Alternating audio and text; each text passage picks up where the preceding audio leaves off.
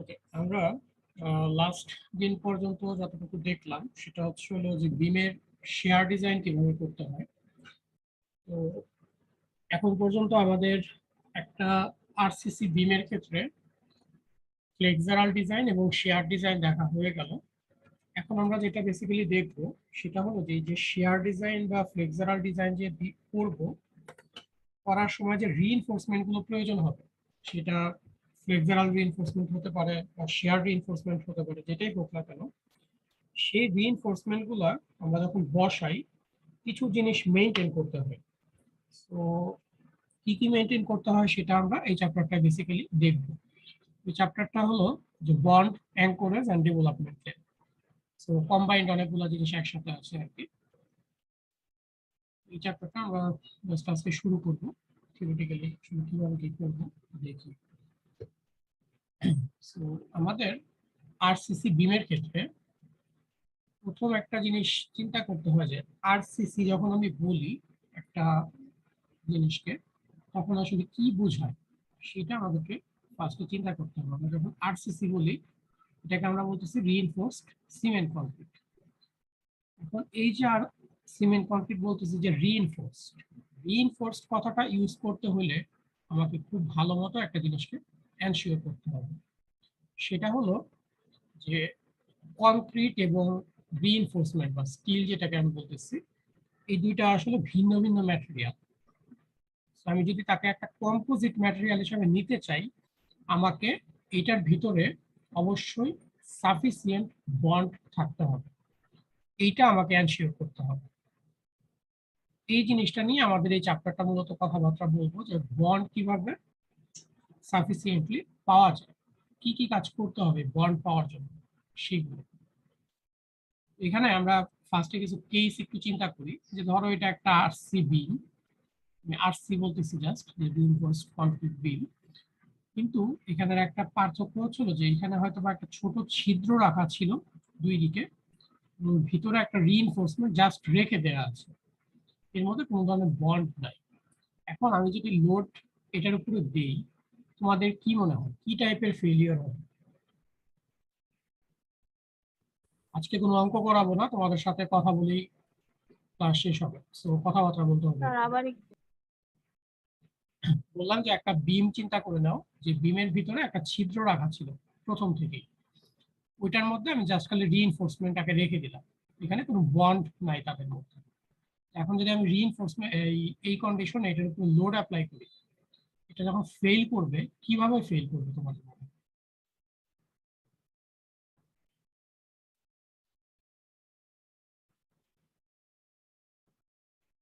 আমি যদি ধরো নর্মাল একটা কনক্রিট, তোমরা কনক্রিটের বিহেভিয়ার তো পড়ে আসছো, আমি তো তোমাদেরকে বিমে পড়াইছি যে কিভাবে গ্র্যাজুয়ালি এটা ক্র্যাক হয় কি হয় সবকিছু তো দেখানো হয়েছে। যদি একটা বিম হয় যেটার মধ্যে কোনো রিইনফোর্সমেন্ট থাকবে না, সেটা কিভাবে ক্র্যাক হবে বলতো? স্যার ব্রিটেল ফেলিয়ার হয়। জি স্যার। ডিটেল ফেলিওর, তার মানে ফার্স্টের দিকে ফ্লেক্সারাল এরকম কিছু ক্র্যাকিং এসে হঠাৎ করে ফেল করে যাবে। তার মানে আমি যদি গ্রাফ দেখি, হঠাৎ করে এখানে ফেল করে যাবে। এখন এটা হচ্ছে একটা প্লেন কনক্রিট, প্লেন কনক্রিট আর এটার মধ্যে কি পার্থক্য হবে?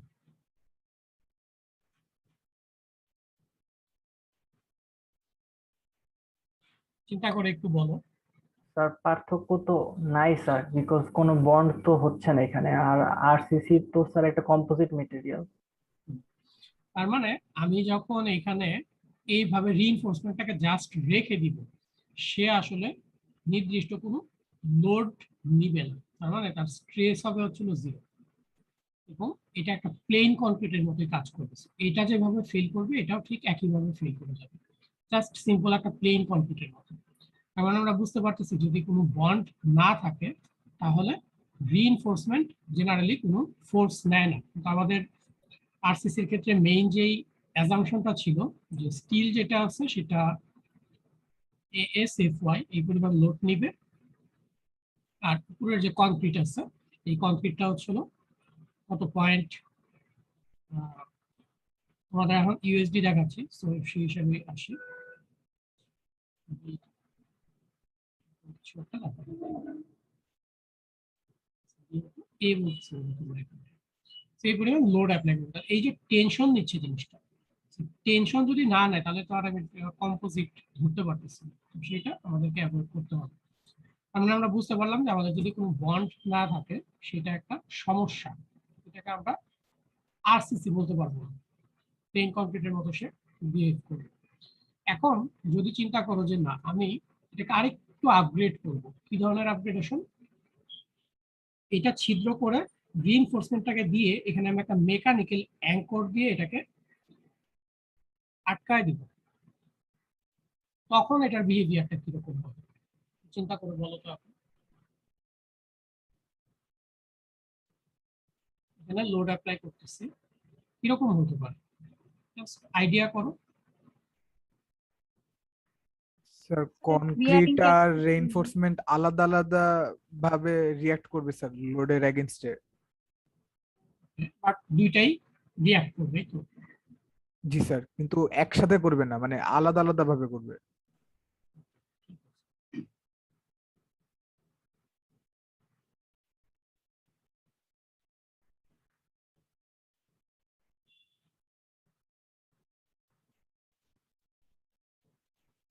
দেখো এই ক্ষেত্রে জিনিসটা অনেকটা একটা ট্রাসের মতো কাজ করবে। এই জায়গাতে তার সাপোর্ট অবশ্যই এখানে আছে, লোডটা এই সাপোর্টে আসার চেষ্টা করবে, এই সাপোর্টে আসার চেষ্টা করবে। এটা আমি জাস্ট একটা লাইন দিয়ে দেখাচ্ছি, বাট এটা আরো উইথের দিকে বড় হবে। তার মানে আমি যদি চিন্তা করি যে এটা একটা ইকুইভ্যালেন্ট ট্রাস সিস্টেম, দেখো আমি এখানে লোড অ্যাপ্লাই করতেছি, এইটা কম্প্রেশন হবে। তোমরা অলরেডি ট্রাস অ্যানালাইসিস করে আসছো 1 2, তারপরে করছো। এটা হচ্ছে কম্প্রেশন মেম্বার হিসেবে কাজ করবে এই জায়গাটাতে। তার মানে ভিতরের যে আরসিসিটা আছে কনক্রিটটা, এখানে একটা স্ট্রাটের মতো ফর্ম করবে, যেটা দিয়ে কম্প্রেশন আসবে এই সাপোর্টে, আর এখান দিয়েও একটা স্ট্রাটের মতো ফর্ম করবে, ফর্ম করে এদিকে কম্প্রেশন আসবে। আর এই যে নিচের যে তোমার স্টিলটা আছে, স্টিলটা যেহেতু এখানে আটকানো আছে, সে একটা টেনশন ফোর্স পাবে। এটা যদি নিচের দিকে চাপ দাও এটা বড় হতে যাবে, তাহলে বড় হতে চাইলে এই জায়গাটায় টেনশন চলে আসবে। সো নিচের এই রিইনফোর্সমেন্টটা এটা একটা টেনশন মেম্বার হিসাবে কাজ করবে। তার মানে এরকম একটা ট্রাস অ্যানালজিতে আমরা যদি চিন্তা করি তাহলে বুঝতে পারবো যে কিভাবে কাজ করবে। তাহলে এখানে টেনশন আসবে, আর এই ভিতরের যে কম্প্রেশন তোমার কংক্রিট আছে সেটা অ্যাকচুয়ালি কম্প্রেশনে থাকবে। তো এই জিনিসটাকে বোঝা যায়।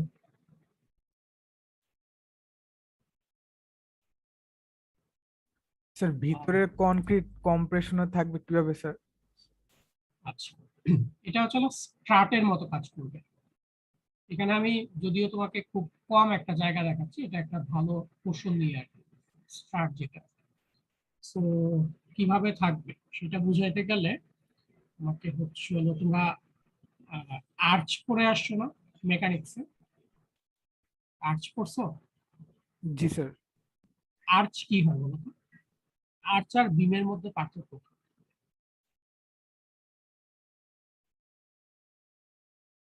তোমরা দেখবা যে পুরাতন যেসব বিল্ডিং আছে সেগুলোতে এরকম আর্চ থাকতো তোমার দরজার উপরে, তাই না?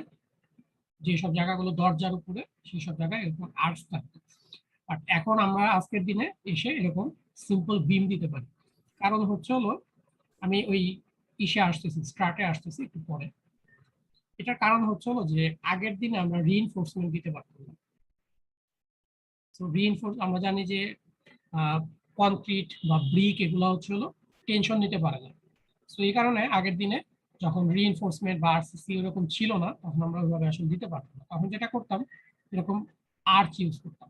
আর্চের ক্ষেত্রে প্রতিটা সেকশনে আমরা যদি এইভাবে ছোট ছোট করে সেকশন নেই, এরকম যদি সেকশন চিন্তা করি, দেখা যাবে যে এখানে যে লোডটা তুমি অ্যাপ্লাই করতেছে এটা কম্প্রেশন হিসাবে তার পাশের মেম্বারে চলে যাবে, এটাও পাশের মেম্বারে চলে যাবে। এইভাবে শুধুমাত্র কম্প্রেসিভ স্ট্রেংথ দিয়ে এই ম্যাটেরিয়ালটা আসলে এই লোডটাকে ট্রান্সফার করে এখানে নিয়ে আসছে।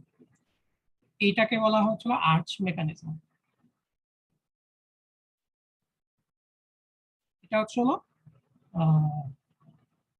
যদি কোনো রিইনফোর্সমেন্ট না দিই, তার মানে যখন একটা বিম এরকম আমি লোড অ্যাপ্লাই করি, এই বিমটা আসলে লোড এখানে ট্রান্সফার কিভাবে করবে, সেও অ্যাকচুয়ালি এরকম একটা আর্চের মতো তৈরি করে, যেটাকে আমি সিম্পলিফাইড হিসেবে ট্রাসের মতো চিন্তা করছি। এই জিনিসটা আসলে এইভাবে একটা আর্চের মতো তৈরি হয়। সো তোমরা যদি এখনো অত ডিটেলস আসলে পড়ানোর সুযোগ নাই, এটা যদি কেউ থিসিস করো বা ওরকম দেখবা যে তোমরা স্ট্রেস ডিস্ট্রিবিউশন সম্পর্কে অলরেডি সলিড মেকানিক্সে দেখে আসছো। যদি একটা বিমের ক্ষেত্রে স্ট্রেস ডিস্ট্রিবিউশন, যেটাকে তোমরা প্রিন্সিপাল কম্প্রেসিভ স্ট্রেস হিসাবে জানো, সেটার যদি ডিস্ট্রিবিউশন দেখো, ডিস্ট্রিবিউশনটা দেখবা যে এই ডিরেকশনে হচ্ছিল সব স্ট্রেস গুলো কাজ করে, মানে ম্যাক্সিমাম কম্প্রেসিভ স্ট্রেস এই ডিরেকশনে কাজ করে, এবং এইভাবে স্ট্রেস ডিস্ট্রিবিউশনটা পাওয়া যায়। এই কারণে আমরা ধরে নেই যে এরকম একটা ট্রাসের মতো এখানে তৈরি হয়। এটা ট্রাস অ্যানালজিটা তুমি যদি নর্মালি চিন্তা করো একটু বুঝতে কষ্ট হতে পারে, বাট এই আর্চের সাথে মিলাও তাহলে বুঝতে পারবে যে এই লোডটা কিভাবে এখানে আসবে। আসার ক্ষেত্রে তাকে এই পাথটা ফলো করতে হবে, যে প্রতি জায়গায় একটা করে কম্প্রেশন তৈরি করতে হবে, কম্প্রেশন তৈরি করে করে এখানে আসবে, ঠিক আছে। আর এখানে চাপ দিলে এই স্ট্রাটটা, এই আর্চ যেটা আছে এটা এদিকে ছড়ায় যাওয়ার চেষ্টা করবে, আর এই ছড়ায় যাওয়ার চেষ্টাটাকে আমি রোধ করার জন্য এখানে একটা রিইনফোর্সমেন্ট দিয়ে দিলাম। তাহলে এখন এইটা আর এটার সাথে সামঞ্জস্যপূর্ণ হয়ে যাচ্ছে, যে একটা স্ট্রাট ফর্ম করবে এরকম compressive Strat, at the same time এখানে হচ্ছে একটা টেনশনের জন্য রিইনফোর্সমেন্ট দিয়ে দিচ্ছে। এটা এভাবে অ্যানালজি, এগুলোকে বলা হয় অ্যানালজি, যে আমরা ধরে নিচ্ছি এরকম কিছু একটা হবে স্ট্রেস ডিস্ট্রিবিউশন থেকে। আচ্ছা, সো এটা তোমরা যদি কেউ পরবর্তীতে রিসার্চ করো বা থিসিস করো, এগুলো নিয়ে আরো ডিটেইলস আশা করি স্টাডি করতে পারবে। তো যেটা আমি মেইনলি এখান থেকে বলতে যাচ্ছি সেটা হলো, যদি এরকম মেকানিক্যাল অ্যাঙ্কর থাকে, দেন হচ্ছে হলো এই যে বার আছে ভিতরে রিইনফোর্স, এটার মধ্যে একটা কনস্ট্যান্ট ফোর্স চলে আসে, মানে ফোর্সটা হবে কনস্ট্যান্ট, ভ্যারিয়েবল হবে, বাট স্টিল এটার মধ্যে কিন্তু কোনো বন্ড নাই, শুধু মেকানিক্যাল একটা অ্যাঙ্কর আছে।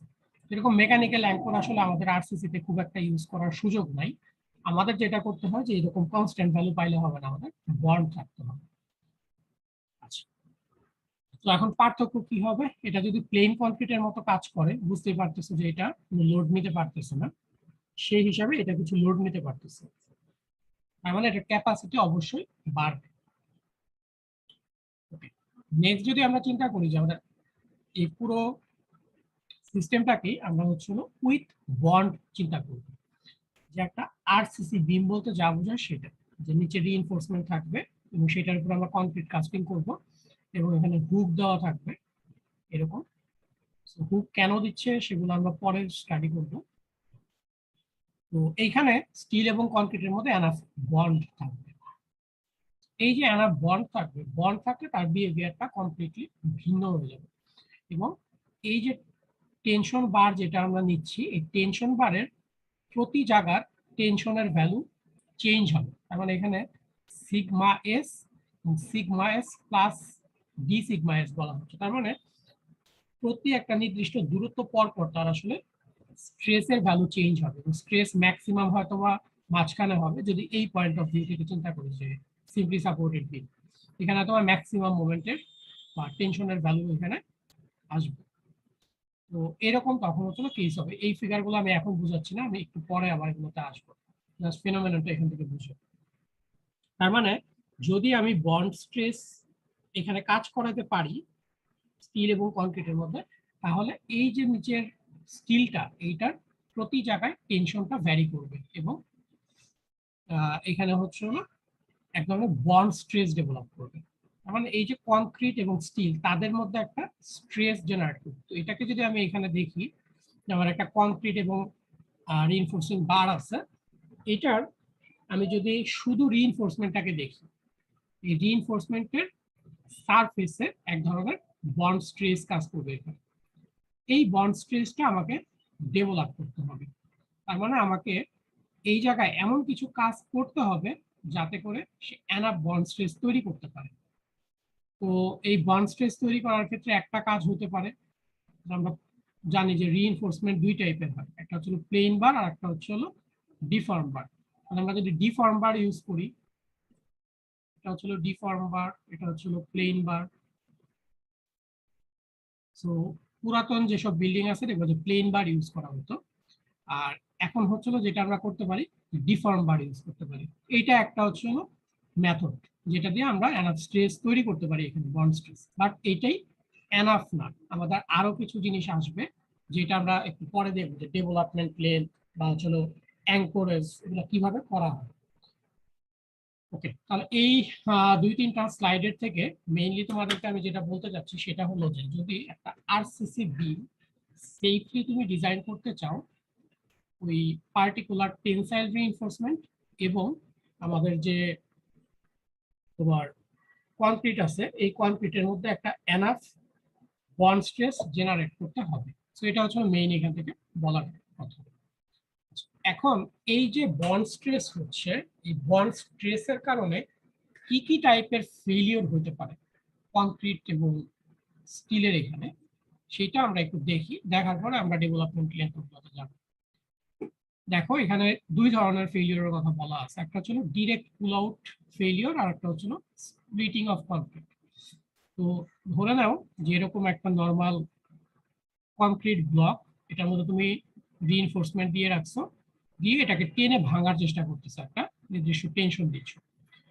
এই ধরনের ক্ষেত্রে যেটা হতে পারে, পুরো রিইনফোর্সমেন্টটা খুলে চলে আসতে পারে এবং সেই সময় এরকম তোমার রেডিয়াল ক্র্যাক তৈরি হবে। এই ধরনের যে ফেলিওরটা পুল আউট ফেলিওর বলতেছে। এবং এই ক্ষেত্রে দেখো সারফেসটা, এই যে এখানে ড্রিপ গুলা বোঝা যাচ্ছে। তোমরা কি আমার কথা শুনতে পাচ্ছ? স্যার জি একটু স্যার। কেটে গেছে স্যার কথা। আচ্ছা, কোন পর্যন্ত শুনতে পারছো বলো? মানে স্যার এই যে ডিরেক্ট পুল আউট কোড করা যায় ওই পর্যন্ত স্যার। ডিরেক্ট পুল আউটের ক্ষেত্রে আমরা যদি একটা কনক্রিট ব্লক নেই, কনক্রিট ব্লকের ভিতরে একটা রিইনফোর্সমেন্ট সে দিয়ে রাখলাম, তারপরে এটাকে একটা লোড পিতে আমরা টেনে বের করার চেষ্টা করি, সেই ক্ষেত্রে দেখা যাবে যে এই ধরনের রেডিয়াল ক্র্যাক হয়ে এটা একসময় বের হয়ে চলে আসবে পুরো রিইনফোর্সমেন্টটা। এটা হচ্ছে ডিরেক্ট পুল আউট ফেলিওর বলতেছি আমরা। এই পুল আউট ফেলিওরে তুমি যদি এই ক্র্যাক যে জোনটা আছে, জোনটা একটু দেখো, এই যে জায়গাগুলা, এগুলা হচ্ছিল ডিফর্ম বার যেহেতু আমরা ইউজ করছি সেটার রিবের জায়গাগুলো। তার মানে এখানে এনাফ ফ্রিকশন তৈরি করতে পারছে, তারপরে ফেল করে যাবে। বাট এটা একটা ফেলিওর। তাহলে এটা ডিরেক্ট পুল আউট ফেলিওর। আর একটা জিনিস হতে পারে, যদি আমি যে রিইনফোর্সমেন্টটাকে টেনসাইল রিইনফোর্সমেন্ট হিসেবে ব্যবহার করতে চাচ্ছি, যেগুলোকে আমরা যে বটমে বা টপে টেনসাইল রিইনফোর্সমেন্ট, যদি এটা কনক্রিট কভার এনাফ না থাকে, তাহলে দেখা যায় এরকম স্প্লিট করে যায়, স্প্লিটিং হতে পারে এরকম। তার মানে এটা যখন টেনশনে চলে আসবে, এই জায়গার কনক্রিটটা স্প্লিটিং হয়ে খুলে পড়ে আসবে এবং রিইনফোর্সমেন্টটা আর কোনো কাজ করবে না, যেহেতু এখানে তার কোনো বাইরের হচ্ছিল কি বলে কনক্রিটটা খসে পড়ে গেছে, কারণ কোনো বন্ড সেখানে কাজ করতে পারতেছে না। এরকম কেসও হইতে পারে। আর এই ধরনের পুল আউট যদি হইতে হয়, অনেক পরিমাণ রিইনফোর্সমেন্টের পাশে অনেক পরিমাণ কনক্রিট থাকতে হবে, আদারওয়াইজ এরকম ডিরেক্ট পুল আউট হয় না। সো আমরা এটা কমপ্লিটলি প্রেফার করি না, যে স্প্লিটিং অফ কনক্রিট, কারণ আমরা এনাফ কনক্রিট কভার তোমাকে দিতে হবে, আদারওয়াইজ তোমার জন্য স্প্লিটিং ফেলিয়ার হবে এবং সেটা কখনোই ভালো হবে না। তাহলে আমরা ডিরেক্ট পুল আউট যদি হয়, সেটাকে অ্যাভয়েড করব, ডেফিনেটলি অ্যাভয়েড করব।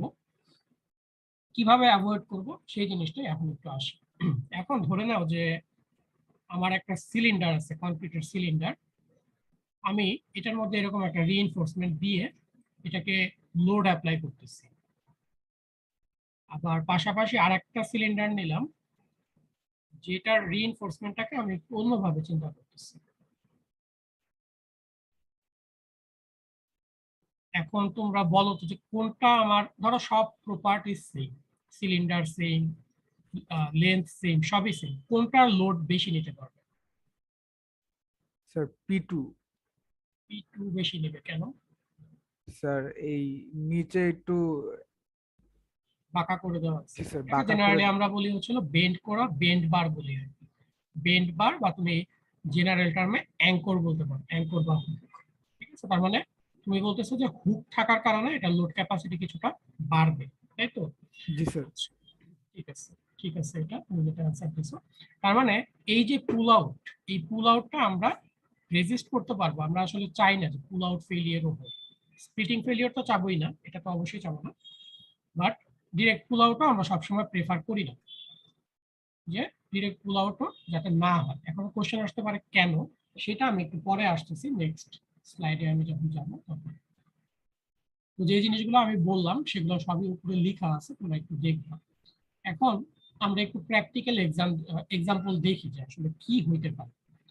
দেখো যে এটা একটা 2 স্টোরিড বিল্ডিং এর ফ্রেম আর কি, এটাকে এইদিকে লোড দেওয়া হচ্ছিল।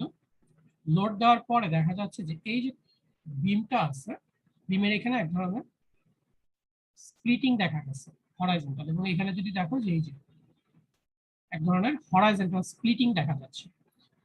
এইটার অর্থ হচ্ছে হলো যে তুমি যে বিমের রিইনফোর্সমেন্টটা ভিতরে দিছিলা, সেটা সামহাউ বন্ডটা ফেল করে সে বের হয়ে আসার চেষ্টা করতেছে। এটা হচ্ছে এটার মিনিং, এই ধরনের ক্র্যাক দেখতে পাও। আবার অন্য একটা স্পেসিমেন দেখো, এখানে কিন্তু কোনো মেসোনারি বা ব্রিক ওয়াল নেই, জাস্ট নরমাল ফ্রি। আবার এখানে একটা এক্সাম্পল দেখো যে ব্রিক আছে ভিতরে, এটাই জাস্ট পার্থক্য। এই যে দেখো কলাম আর বিমের যে জয়েন্টটা, প্রচুর বড় একটা ক্র্যাক চলে আসছে, মানে পুরো জায়গাটা ক্র্যাক চলে আসছে। এটার অর্থ হলো ভিতরে যে রিইনফোর্সমেন্টটা দিছো সেটা আসলে বের হয়ে আসতেছে, সেটা কাজ করতেছে। এর কারণ হচ্ছে হলো এটা অ্যাকচুয়ালি টোকিও ইউনিভার্সিটিতে একটা টেস্ট করা হয়েছিল, আমরা যে প্রজেক্টে কাজ করতেছি একটা সেটা। তো এটার ক্ষেত্রে যেটা হচ্ছে যে বাংলাদেশের যে বিল্ডিং গুলো আছে, জেনারেলি পুরাতন বিল্ডিং গুলাতে প্লেন রিভার ইউজ করা হতো আগের দিনে, এক্সিস্টিং যেসব পুরাতন বিল্ডিং আছে। এইরকম কিছু একটা কাজ এখানে করা হয়েছিল, প্লেন বার দেওয়া হচ্ছিল, যার কারণে এটা বন্ড স্ট্রেংথ সাফিসিয়েন্ট ছিল না, যার কারণে এটা বের হয়ে আসতেছে। এখন এটা হচ্ছে হলো যে কারণ কেন পুল আউট হচ্ছে এখানে। এখন আমি এটাকে যদি অ্যাভয়েড করতে চাই, অ্যাভয়েড করতে গেলে আমাকে অবশ্যই বেন্ড বার দিতে হবে, বা আমরা কিছু গাইডলাইন পরে দেখবো যে এখান থেকে মিনিমাম এখান থেকে 6 ইঞ্চি পরিমাণ ভিতরে হচ্ছে রিইনফোর্সমেন্ট দিতে হবে, কারণ রিইনফোর্সমেন্ট তুমি এখানেও শেষ করে দিতে পারো, এটা করা যাবে না। একটা সাফিসিয়েন্ট লেন্থ তাকে তাই দিতে হবে 6 ইঞ্চির মতো। এগুলো আমরা পরে পড়বো আরো ডিটেলস যখন যাবো ওই চ্যাপ্টারে তখন। এটা হচ্ছে হলো পুল আউটের কারণ কেন হতে পারে। এখন তোমাদের কাছে আমার একটা প্রশ্ন, সেটা হলো যে যদি এরকম পুল আউট ফেলিয়ার হয়ে যায় কি প্রবলেম হতে পারে। ধরো আমি এখন একটা বিম চিন্তা করলাম, এই বিমের মধ্যে ধরো আমি রিইনফোর্সমেন্ট দিলাম, আমি এর উপর লোড দিলাম, আমি ডিজাইন করলাম সুন্দর করে, কিন্তু দেখা গেল যে প্র্যাকটিক্যালি যখন আমি লোড দিচ্ছি এই কলাম থেকে এটা বের হয়ে চলে আসতেছে। প্রবলেমটা কি হতে পারে তোমাদের ইমাজিনেশন থেকেই বলো, যে এই ধরনের বন্ড ফেলিয়ার হইলে কি প্রবলেম হতে পারে, একটু চিন্তা করে বলো, আমি তোমাদেরকে একটু হেল্প করি। সেটা হলো যে আমরা যে কোনো একটা সেকশনে যখন চিন্তা করি যে এখানে হচ্ছিল এএস এফ ওয়াই, আর এদিকে কাজ করা হলো কম্প্রেশনের সি। এখন এইটার রেসপেক্টে একটু বলো যে কোনো প্রবলেম এখানে হইতে পারে কিনা। স্যার যেইখান থেকে বের হয়ে যাওয়ার চেষ্টা করবে ওইখানে যদি সেকশন নেই তাইলে আমার C equal to A S F Y নাও হইতে পারে স্যার। আচ্ছা, মানে এএস এফ ওয়াই নাও হতে পারে। আচ্ছা, জিনিসটা আমি যারা বুঝছো তারা অবশ্যই ভালো, আর যারা হচ্ছে এখনো বুঝো না তাদেরকে একটা এক্সাম্পল হিসেবে জাস্ট বলি, যে ধরো যে তোমরা দুইজন ফ্রেন্ড যদি একসাথে দাঁড়ায় থাকো এবং একজন যদি আরেকজনের হাত ধরে টান দাও, ঠিক আছে। এখন দুইটা কেস হবে, একটা হচ্ছিল যে তুমি খুব রিজিড ভাবে দাঁড়ায় আছো, তোমার ফ্রেন্ড তোমার হাত ধরে টানতেছে। আরেকটা কেস হতে পারে যে তোমার ফ্রেন্ড যখন তোমাকে টান দিছে তুমি খুব ফ্লেক্সিবলি সে টান দেওয়ার সাথে সাথে তার সাথে চলে গেল। এখন বলো যে যে রিজিড হয়ে দাঁড়ায় আছে তার হাতে বেশি ব্যথা লাগবে নাকি যে ফ্লেক্সিবল ভাবে চলে গেছে তার হাতে বেশি ব্যথা লাগবে। জাস্ট জিনিসটা চিন্তা করো, একজন হচ্ছে চুপচাপ দাঁড়ায় আছে, সে সরবে না তার জায়গা থেকে, তার হাতে কি বেশি স্ট্রেস আসবে নাকি যে চলে গেছে তার হাতে বেশি স্ট্রেস আসবে। স্যার যে দাঁড়ায় আছে। যে দাঁড়ায় আছে তার হাতে বেশি স্ট্রেস আসবে, কারণ সে রেজিস্ট করতে চাচ্ছে। সেম জিনিসটা আসলে এখানে হচ্ছে, তুমি যখন এখানে বেন্ড করতেছো, বেন্ড করে তুমি স্টিলকে টানতেছো একদিকে টেনশনে, সে যদি বন্ড ফেলিওর হয়ে যায় তার মানে তার মধ্যে স্ট্রেস জেনারেট করবে কম, সে চলে আসতেছে, খুলে চলে আসতেছে, তার মানে আমরা যে এএসএফওয়াই ধরতেছি অ্যাজাম্পশন, এই অ্যাজাম্পশনটা ভ্যালিড থাকতেছে না। আর যে হলো স্ট্রংলি এটার ভিতরে বসে আছে তাকে আমি টেনে ASFY পর্যন্ত নিয়ে যেতে পারবো। তো আমি যদি চিন্তা করি যে আমার মোমেন্ট ডায়াগ্রাম যেটা আমরা এর আগে দেখছিলাম, এদিকে ধরো লোডের ভ্যালু, এদিকে হচ্ছিল ডিফ্লেকশনের ভ্যালু একটা বিমের ক্ষেত্রে, দেখা যাবে যে আমি যখন ডিজাইন করতেছি অ্যাসিউম করছি যে সে এই পরিমাণ পি নিতে পারবে, অথবা তুমি যদি মোমেন্টও বলো সেটাও সমস্যা নেই, যে এই পরিমাণ মোমেন্ট নিতে পারবে। কিন্তু যখন বন্ড ফেলিয়ার হয়ে যাবে দেখা যাবে যে সে তার চেয়ে কম লোডে ফেল করে গেছে। তার মানে আমি যে লোডের জন্য ডিজাইন করছি তার থেকে কম লোডে আসলে সে ফেল করে যাবে, তার মানে সেফ থাকবে না দিকটা। সেই কারণে আমাদেরকে সবসময় বন্ড ফেলিওরটাকে অ্যাভয়েড করতে হবে। এটা এক্সপেরিমেন্টাল কাজ, তাদের ইন্টেনশনে ছিল যে বন্ড ফেলিওর হলে কি হয় সেটা দেখানো, সেই কারণে তারা এখানে বন্ড ফেলিওরটা নিয়ে আসছে। কিন্তু প্র্যাকটিক্যালি আমরা কখনোই চাবো না যে আমাদের এরকম বন্ড ফেলিওর হোক প্র্যাকটিক্যাল কেসে। তো আমাদেরকে যেটা করতে হবে, আমাদেরকে সাফিসিয়েন্ট অ্যাঙ্করেজ দিতে হবে, সাফিসিয়েন্ট ডেভেলপমেন্ট প্ল্যান দিতে হবে, যাতে করে এই ধরনের ফেলিওর না হয়। So, এই জিনিসটাই এই চ্যাপ্টারে আমরা মূলত হচ্ছিল কথা বলবো যে কিভাবে কি করা যায়। স্যার এখন হ্যাঁ বলো। স্যার বন্ড ফেলার করানোর জন্য স্যার তারা কি করছিল এটা আবার বলবেন স্যার? বন্ড ফেলিওরটা পাওয়ার জন্য তারা যেটা করছিল সেটা হচ্ছিল এখানে যে রিইনফোর্সমেন্টটা, সেই রিইনফোর্সমেন্টে তারা প্লেন রিইনফোর্সমেন্ট দিচ্ছে, এবং সেটা হচ্ছিল কোনো হুক বা কিছু দেয় নাই, ঠিক আছে। এবং এটার যে কনক্রিট স্ট্রেংথ এটা খুবই কম ছিল, এটা খুব সম্ভবত অ্যারাউন্ড 10 MPa ছিল, এটা খুবই দুর্বল কনক্রিট। তো ওরা এইভাবে হচ্ছিল বন্ড ফেলিওরটা নিয়ে আসছিল এখানে। তো যাই হোক, বাট আমরা প্র্যাকটিক্যালি কখনো আসলে এই জিনিসটা অ্যালাউ করবো না যে এরকম বন্ড ফেলিওর।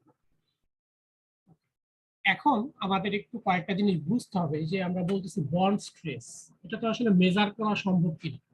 বন্ড স্ট্রেস তো আসলে ওইভাবে মেজার করতে গেলে ইজিলি মেজার করা যায় না। আমরা ফার্স্টে থিওরিটিক্যালি একটু চিন্তা করি যে কিভাবে এটা ক্যালকুলেট করা যায় ইন টার্মস অফ মোমেন্ট বা শিয়ার। সেটা ধরে নাও যে এটা একটা বিম, তার হলো লেন্থের দিকের একটা অংশ, এদিকে মোমেন্ট কাজ করতেছে। এখন এই জায়গার কিছু পোর্শন আছে যে ক্র্যাক হয়ে গেছে, এখানে ছোট একটা ব্লক যদি আমি কেটে নেই, সেখানে আমি একটু আসি। তো বেন্ডিং মোমেন্ট ডায়াগ্রাম আমরা জানি জেনারেলি হচ্ছে এরকম হবে, যদি সিম্পলি সাপোর্টেড চিন্তা করি। তার মানে প্রতি জায়গার মোমেন্ট কিন্তু চেঞ্জ হচ্ছে, প্রতি জায়গার মোমেন্ট হচ্ছিল চেঞ্জ হচ্ছে। তার মানে এই জায়গার যে কম্প্রেশন লেফট সাইডে আর রাইট সাইডের যে কম্প্রেশন, দুইটার ভ্যালু ভিন্ন হবে। আমরা ধরলাম যে আমরা dx পরিমাণ অংশ কেটে নিচ্ছি, যার এদিকে হচ্ছে হলো সি পরিমাণ ফোর্স কাজ করতেছে কম্প্রেশন, আর এদিকে হচ্ছে সি প্লাস ডিসি একটা নির্দিষ্ট অংশ ইনক্রিমেন্ট সহ, আর এদিকে হচ্ছে হলো রিইনফোর্সমেন্টে টি পরিমাণ কাজ করতেছে, আর এখানে টি প্লাস ডিটি পরিমাণ কাজ করতেছে। আর এদিকে হচ্ছে শেয়ার ফোর্স কাজ করতেছে ভি, এদিকে তার অপোজিট ডিরেকশনে থাকবে ভি, আর তাদের মধ্যে ডিসটেন্স হচ্ছে জেডি। এখন এই জায়গা থেকে আমি যদি শুধু রিইনফোর্সমেন্টের পোর্শনটাকে কেটে নিই তাহলে কি হবে দেখো, একদিকে টি প্লাস ডিটি কাজ করতেছে আর একদিকে হচ্ছে টি কাজ করতেছে। তো টি প্লাস ডিটি যদি এদিকে কাজ করে, এদিকে যদি টি কাজ করে, তাহলে summation of F x equal to 0 হতে হবে। জেনারেলি আমরা জানি যে প্রতিটা অংশই আসলে ইকুইলিব্রিয়ামে থাকে। তার মানে এদিকে ডিটি পরিমাণ যেহেতু বেশি আছে, অবশ্যই তাকে অপোজিট ডিরেকশনে এখানে একটা বন্ড স্ট্রেস কাজ করতে হবে। এই পুরো জিনিসটার উপর আমরা একটা কাইন্ড অফ ধরে নিতে পারবো ফ্রিকশনের মতো কাজ করবে। তাহলে এখানে bond force per unit length আমরা চিন্তা করে নিলাম যে ইউ কাজ করতেছে। তাহলে এখন যদি সামেশন অফ এফ এক্স করি কি হবে, যে T plus DT minus T minus হচ্ছে ইউ ডিএক্স। ইউ হচ্ছে হলো পার লেন্থের বন্ড ফোর্স, তাহলে আমরা ডিএক্স লেন্থ, তাহলে ইউ ডিএক্স। আমরা এটাকে সিম্পলিফাই করলে এরকম একটা ইকুয়েশন দাঁড়ায় যে U equal to DT by DX. তার মানে টেনশন যত বাড়বে তার বন্ড স্ট্রেসও তত বাড়তে থাকবে। টেনশনের সাথে বন্ড স্ট্রেসের একটা লিনিয়ার রিলেশনশিপ বোঝা যাচ্ছে।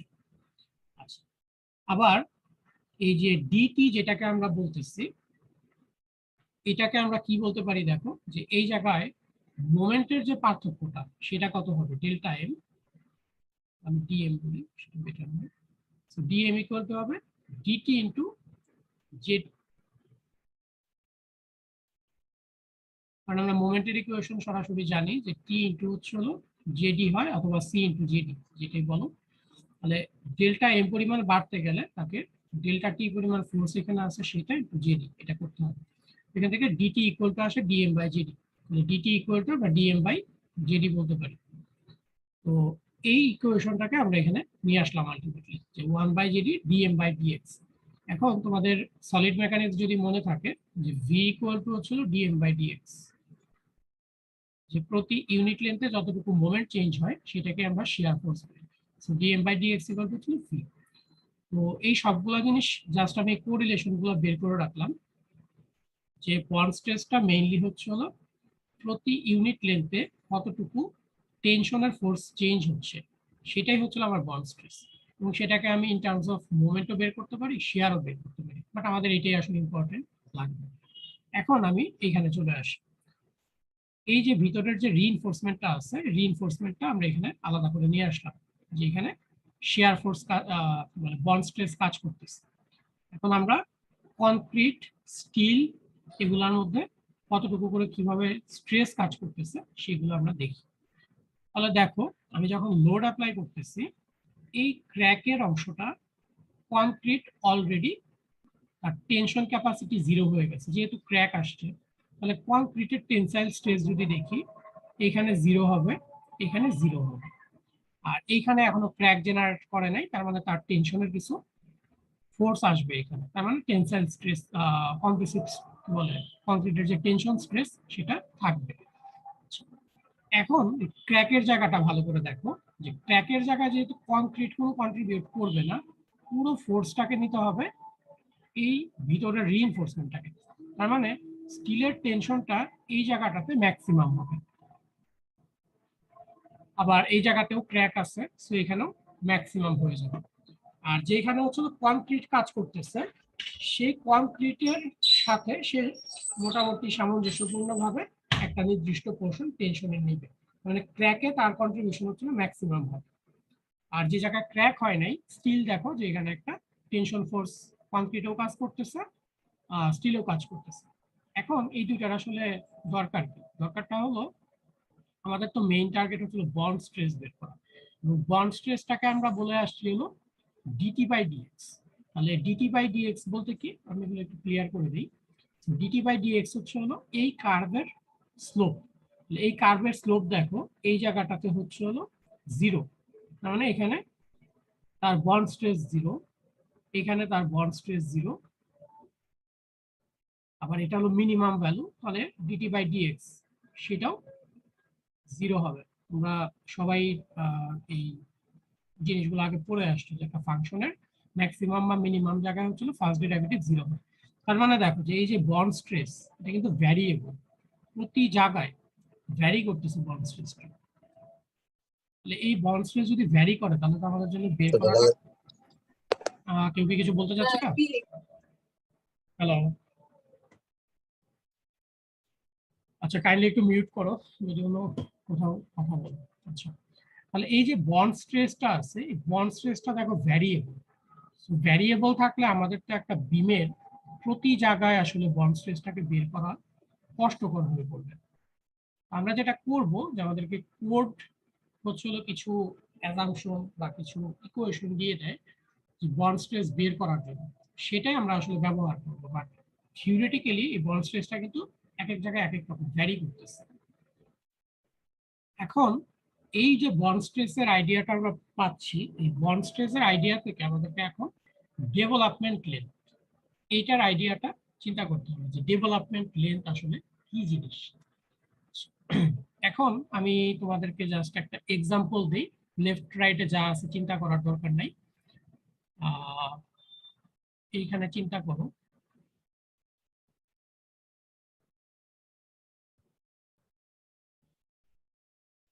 ধরে নাও যে এটা একটা ক্যান্টিলিভার পোর্শন, এটা একটা কলামের উপরে ক্যান্টিলিভার একটা পোর্শন আছে, এইখানে আমি রিইনফোর্সমেন্ট দিয়ে রাখলাম এই জায়গাটা। এখন যখন ডিজাইন করছি, ডিজাইন করার সময় আমি ধরে নিছি যে টি ইকুয়াল টু হচ্ছিল এএসএফ, আর আমার এই যে রিইনফোর্সমেন্টটা এটা লাগবে হচ্ছে হলো এই জায়গাতে যেখানে ম্যাক্সিমাম মোমেন্ট। এখন আমি কয়েকটা কেস বলি, কেসটা তোমরা একটু চিন্তা করো যে এটা একটা জায়গা, এইটা একটা জায়গা। আমি যদি তোমাকে ফার্স্টে বলি যে আমি রিইনফোর্সমেন্টটাকে এতটুকু পর্যন্ত কন্টিনিউ করব, খুবই ছোট একটা অংশ, ঠিক আছে? এখন এইটা কি পুরোপুরি ফোর্সটাকে ট্যাকেল দিতে পারবে কিনা, এটা একটা কোশ্চেন। বা আমি যদি রিইনফোর্সমেন্টটাকে এইখানে নিয়ে এসে কেটে দিই, এটা আসলে পুরোপুরি এই ফোর্সটা তৈরি করতে পারবে কিনা। কারণ আমার এখানে কিন্তু বন্ড স্ট্রেস কিসের উপর ডিপেন্ড করতেছে, লেন্থের উপর ডিপেন্ড করতেছে। যে ইউ হচ্ছে হলো পার ইউনিট লেন্থে বন্ড স্ট্রেস। সো যতটুকু লেন্থ আমার বন্ড স্ট্রেসের জন্য লাগবে, তার মানে তোমরা যদি আগের ইকুয়েশনটা একটু দেখে আসো আবার, যে ইউ এক্স ইকুয়াল টু হচ্ছে ডিটি, তার মানে টেনশন যতটুকু হবে সেটা কিন্তু তার লেন্থের উপর ডিপেন্ড করতেছে। তার মানে আমি যদি লেন্থ কম দেই তাহলে এখানে ফোর্স কম জেনারেট করবে, যেহেতু বন্ড সে এরিয়া কম পাচ্ছে। আমি যদি এখানে একটু বেশি লেন্থ দেই তাহলে সে বন্ড স্ট্রেস এখানে বেশি পাচ্ছে, স্ট্রেস না বন্ড ফোর্সটা বেশি পাচ্ছে, তার মানে সে আরো বেশি ফোর্স তৈরি করতে পারবে। এরকম ভাবে একটা নির্দিষ্ট লেন্থে যে সে অ্যাকচুয়ালি পুরোপুরি যতটুকু দরকার এএসএফওয়াই ফুল ফোর্সটা ডেভেলপ করতে পারে। এই যে লেন্থগুলো আমি গ্র্যাজুয়ালি বাড়াচ্ছি, বাড়াতে বাড়াতে যেই পয়েন্টে এসে সে তার ফুল ক্যাপাসিটিটাকে গ্রো করতে পারে, সেইটাকে আমরা বলি হচ্ছে হলো এলডি বা ডেভেলপমেন্ট লেন্থ। সো এই কনসেপ্টটা কি বুঝতে পারছো সবাই? কথা বলতে হবে। জি স্যার। আচ্ছা, তার মানে আমি এখন একটু সহজভাবে বলি, কনসেপ্টুয়ালি যদি বুঝে থাকো, সেটা হলো যে একটা যে কোনো সেকশনের ক্ষেত্রে আমার যে মোমেন্ট ক্যাপাসিটি থাকে সেটার করেসপন্ডিং যে টেনশন ফোর্সটা জেনারেট করতে হয়, সেইটাকে অ্যাচিভ করার জন্য সেই সেকশন থেকে যত দূর পর্যন্ত আমার রিইনফোর্সমেন্টটাকে তোমার হচ্ছে হলো কন্টিনিউ করতে হবে, সেই লেন্থটাকে আমরা বলতেছি হচ্ছে ডেভেলপমেন্ট লেন্থ। এখন তাহলে আমরা একটু এখানে আসি, যে এইখানে যে রিইনফোর্সমেন্টটা আছে এটা আমি যদি চিন্তা করি যে এটা পজিটিভ রিইনফোর্সমেন্ট, বুঝতেই পারতেছো এই জায়গাতে আমার হচ্ছে টেনশন ফোর্স লাগবে টি ইকুয়াল টু এএসএফ। তো এই জায়গা থেকে আমাকে অ্যাটলিস্ট কিছু দূর যেতে হবে, যাওয়ার পরে আমি বুঝতে পারবো যেটা আসলে সে এলডি বললাম, এলডি পর্যন্ত অ্যাটলিস্ট যাইতে হবে, গেলে তার মধ্যে এএসএফওয়াই পর্যন্ত ফোর্স জেনারেট করা সম্ভব। এটাকে যদি আমি এদিকে লেন্থ চিন্তা করি, এদিকে মোমেন্ট চিন্তা করি, দেখা যাবে যে এলডির চেয়ে যদি কম দেই তার টার্গেট মোমেন্ট ক্যাপাসিটি সে জেনারেট করতে পারবে না। আমি যদি গ্র্যাজুয়ালি লেন্থ বাড়াইতে থাকি, একটা সময় যে সে আসলে লেন্থটা এলডি পরিমাণ যখন যাবে সেটা ফুল ক্যাপাসিটিটা শো করতে পারবে। এর চেয়ে বেশি যদি তুমি দাও তাহলে কোনো সমস্যা নেই। তার মানে এই এলডি অথবা তার চেয়ে বেশি, এখানে যেমন দেওয়া আছে বেশি, কারণ কি, কারণ হচ্ছে হলো আমরা পরে বার কাট অফ করবো। তো এই যে পজিটিভ রিইনফোর্সমেন্ট এটাকে অ্যাটলিস্ট সাপোর্ট পর্যন্ত নিয়ে যেতে হয় একটা নির্দিষ্ট অংশ, সেই কারণে এখানে সাপোর্ট পর্যন্ত দেখানো আছে। বাট থিওরিটিক্যালি আমি এখানে কেটে দিতে পারি ইচ্ছা করলে, এখানে আর লাগবে না। বাট প্র্যাকটিক্যালি আমরা না কেটে আরো সামনের দিকে যাবো, সো এটা পরে আরো দেখবো আমরা বার কাট অফ। এখন তাহলে আমাদের দেখতে হবে যে এই যে এলডি কথা বলতেছি এইটাই আমাদের আসলে মেইন প্যারামিটার। এলডি কিভাবে বের করো? এলডি বের করাটা খুব একটা কঠিন কিছু না, তুমি যদি জাস্ট নরমাল লজিক ইউজ করো তাহলে বের করতে পারবে। যে ধরো এটা একটা সিম্পলি সাপোর্টেড বিম, তো এই জায়গাতে আমার মোমেন্ট দরকার হচ্ছিল ইএমইউ পরিমাণ, এবং এটার জন্য আমরা ধরছি যে টি ইকুয়াল টু হচ্ছে হলো এএসএফওয়াই, আর মোমেন্টের ভ্যালু হচ্ছে হলো ASFY into B minus A by two. এই জায়গায় এএসএফওয়াই এইটাকে জেনারেট করতে হলে কতটুকু যাইতে হবে সেই ডিস্টেন্সটাই আমার এলডি, এবং সেটাই আমাকে বের করতে হবে। এটা যদি বের করতে চাই আমি একটা কাজ করি, এই ছোট অংশের যে স্কিলটাকে আছে এটাকে বের করে নিয়ে যাই এখানে। তাহলে এইখানে ফোর্স জেনারেট করতে হবে টি এস ইকুয়াল টু এএসএফওয়াই, আর এখানে হচ্ছে বন্ড স্ট্রেস এখানে। ইউ হচ্ছিল বন্ড স্ট্রেস। আর এই জায়গাতে ফোর্সের ভ্যালু হচ্ছিল 0, কারণ কি এখানে হচ্ছিল কোনো মোমেন্ট জেনারেট করবে না, মোমেন্টের ভ্যালু হচ্ছিল 0, তাহলে আমার টি ইকুয়াল টু 0, এখানে ফোর্স ইকুয়াল টু 0 হবে। তাহলে ফ্রি বডি ডায়াগ্রাম ড্র করলে এরকম হবে, যেটাকে টি ইকুয়াল টু এসএফওয়াই আর এদিকে হচ্ছিল বন্ড স্ট্রেস। এই জিনিসটাকে আমি যদি খুব সুন্দর করে জাস্ট ইকুয়েশন ফর্মে লিখি, যে summation of F x equal to অবশ্যই 0 হতে হবে, তাহলে এএসএফওয়াই ইকুয়াল টু হবে ইউ ইন্টু যে রিইনফোর্সমেন্টটা আমি নিলাম তার পুরো সিলিন্ড্রিক্যাল শেপে, তো এটার সারফেস এরিয়া হবে, পুরো সারফেস এরিয়া। তাহলে আমরা জানি যে 2πr ইন্টু হচ্ছিল এইচ, সিলিন্ডারের সারফেস এরিয়া। এই সারফেস এরিয়াটাকে আমরা যদি পাই ডিবি ইন্টু এলডি বলতে পারি। এলডি হচ্ছিল আমার হাইট হচ্ছিল আমি এলডি পরিমাণ নিলাম, তো আর এস হচ্ছিল পাই আর স্কোয়ার, সেটা ইজিলি বের করতে পারবো। এই জায়গাটাকে সিম্পলিফাই করলে দেখো এলডির একটা ইকুয়েশন পাওয়া যাচ্ছে, যে এলডি ইকুয়াল টু হচ্ছে হলো বেসিক্যালি এরকম, যে F Y by 4u into হচ্ছিল বার ডায়ামিটার। তার মানে যেই রিইনফোর্সমেন্টটা আমি চিন্তা করতেছি সেটার বার ডায়ামিটার, সেটার স্ট্রেংথ এবং বন্ড স্ট্রেস, এই সবগুলো প্যারামিটারের উপরে আসলে এলডিটা ডিপেন্ড করে। এটা হচ্ছিল মোস্টলি থিওরিটিক্যাল একটা জিনিস, কি কি প্যারামিটারের উপরে থিওরিটিক্যালি ডিপেন্ড করে, আর প্র্যাকটিক্যালি আরো কিছু জিনিসের উপরে আসলে ডিপেন্ড করবে। সেই জিনিসগুলো নিয়ে অ্যাকচুয়ালি এসিআই কোড আমাদেরকে কিছু গাইডলাইন দিচ্ছে, যেটা আমরা ধীরে ধীরে এখন স্টাডি করব। যে আমরা যে এইগুলা বললাম যে থিওরিটিক্যালি কি কি প্যারামিটারের উপর ডিপেন্ড করে, একটা বললাম এফ ওয়াই, আর একটা বললাম হচ্ছিল বন্ড স্ট্রেস, আর একটা হচ্ছিল ডিবি। ডিবি হচ্ছিল বার ডায়ামিটার। সো এই কয়েকটা প্যারামিটার আমরা দেখে আসলাম থিওরিটিক্যালি আসলে এগুলোর উপর ডিপেন্ড করে, বাট ইন এডিশন আরো কিছু প্যারামিটারের উপরে ডিপেন্ড করে। যেমন একটা তোমাদের সাথে পরিচিত, সেটা হচ্ছিল যে থিকনেস অফ কনক্রিট কভার। আমরা বলে আসছিলাম যে পুল আউট যদি হইতে হয় এনাফ কনক্রিট থাকতে হবে, তাহলে থিকনেস অফ কনক্রিট কভার একটা প্যারামিটার হবে। এনাফ না থাকলে এটা পুল আউট ফেলিয়ার হইতে পারবে, সে স্প্লিটিং হয়ে যাবে। তারপর যেমন diameter and shape of reinforcement. So diameter আমরা থিওরিটিক্যালি পাচ্ছি, বাট শেপটাও ইম্পর্টেন্ট। যে রিইনফোর্সমেন্ট আমরা দিব সেটা যদি প্লেন বার হয় এক ধরনের হবে, যদি এরকম ডিফর্ম বার হয় সেটা এক ধরনের হবে। এটা একটা প্যারামিটার। আরেকটা প্যারামিটার হচ্ছিল যে ট্রান্সভার্স স্টিরাপ, যেটা স্টিরাপ দেওয়া থাকলে জেনারেলি কনক্রিটের কম্প্রেসিভ স্ট্রেংথ কিছুটা বাড়ে, যেটাকে তোমরা কলামের ক্ষেত্রে যে 3-2 তে পড়বা, যেটাকে আমরা বলি হচ্ছিল কনফাইনমেন্ট ইফেক্ট। সো ট্রান্সভার্স স্টিরাপটাও আমাদের হচ্ছিল কিছুটা হেল্প করে। আরেকটা জিনিস যেটা ইম্পর্টেন্ট, সেটা হচ্ছে যেহেতু বন্ড স্ট্রেসের উপর ডিপেন্ড করতেছে, বন্ড স্ট্রেসটা আবার ডিপেন্ড করবে হচ্ছে হলো কনক্রিটের কম্প্রেসিভ স্ট্রেংথের উপরে। ঠিক আছে, তাহলে বন্ড স্ট্রেস ইটসেলফ হবে হচ্ছে ফাংশন অফ এফসি প্রাইম। আচ্ছা, এখন যেহেতু কম্প্রেসিভ স্ট্রেংথের উপর ডিপেন্ড করতেছে, আমরা এখানে বললাম যে কম্প্রেসিভ স্ট্রেংথ, বাট অ্যাকচুয়ালি কি হয় যখন আমরা ফেলিওরটা দেখলাম, আমরা দেখলাম যে স্প্লিটিং হচ্ছে। স্প্লিটিংটা আসলে তো টেনসাইল স্ট্রেংথ, তাই না?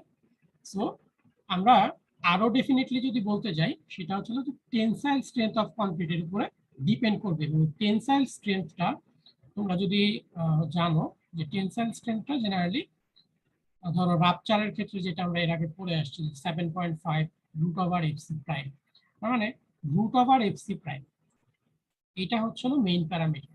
তাহলে টেনসাইল স্ট্রেংথ অফ কনক্রিটটাকে ইন জেনারেল আমরা রুট ওভার এফসি প্রাইম এরকম একটা প্যারামিটার হিসেবে চিন্তা করি। এই সব প্যারামিটার চিন্তা করে ডেভেলপমেন্ট লেন্থের একটা ইকুয়েশন তারা আমাদেরকে প্রোভাইড করছে, এসিআই কোড। সো আমি এখানে একটা পেপারের লিঙ্ক দিয়ে দিছি, তোমরা ইচ্ছা করলে পেপারটা পড়তে পারো। তো ডেভেলপমেন্ট লেন্থ কি কি জিনিসের উপর ডিপেন্ড করতেছে দেখো, root over FC prime, FS এটা বেসিক্যালি হচ্ছিল এফ ওয়াই, আর ডিবি হচ্ছিল বার ডায়ামিটার। এখানে আরো কিছু প্যারামিটার আছে, সিবি, সিবিটা হচ্ছিল আমার মিনিমাম কভার যেটা আছে, অথবা বার স্পেসিং, এগুলো ডিটেইলে আমরা পরে আসবো। সো কনক্রিটের উপর ডিপেন্ড করতেছে তার আশেপাশে কতটুকু কনক্রিট আছে। কেটিআর কি জিনিস, কেটিআর হচ্ছিল ট্রান্সভার্স কতটুকু রিইনফোর্সমেন্ট, আছে বা কনফাইনিং রিইনফোর্সমেন্ট সেটা করতে হবে। এটা হচ্ছে হলো আমাদের এসিআই কোড রিকমেন্ড কোড। এটা হচ্ছে হলো আমার একটা জেনারেল ফর্মুলা, শুধু থিওরিটিক্যাল ফর্মুলা দিয়ে আমরা আসলে কিছু করতে পারবো না। সো আমাদের এখানে আরো কিছু প্যারামিটার অ্যাড করে এসিআই কোড আমাদেরকে এরকম একটা ডেভেলপমেন্ট লিঙ্কের ফর্মুলা প্রোভাইড করছে। আর এইটারও আরো কিছু মডিফিকেশন আছে, যেটা আজকে মেবি আর সম্ভব হচ্ছে না, ক্লাস টাইম প্রায় শেষ। নেক্সট দিন আমরা আলোচনা করে দেন হচ্ছে ম্যাথে যাব। তো আজকের ক্লাস আমি এই পর্যন্তই মোটামুটি রাখলাম।